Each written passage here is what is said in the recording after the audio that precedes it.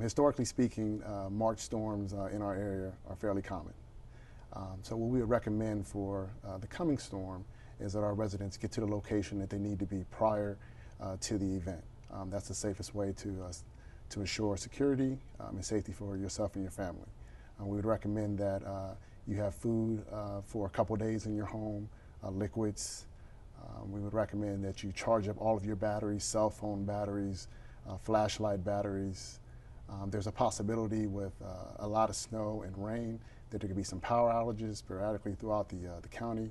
So we would ask that people are prepared for that and to stay off the roads as much as possible. VDOT trucks will be on the road.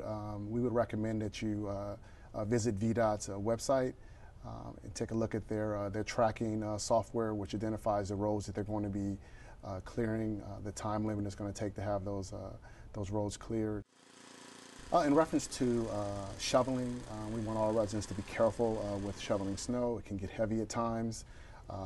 There's going to be a lot of rain coming with the snow as well, which will make the snow heavy, so it would be safer for you to go out and shovel in parts as opposed to going out and shoveling anywhere between 6 to 12 inches of snow at one time.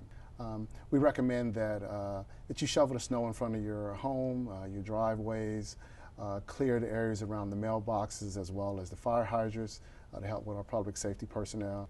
We also recommend that you check on some of the elderly people within your neighborhood to make sure that they have power, they have food and water.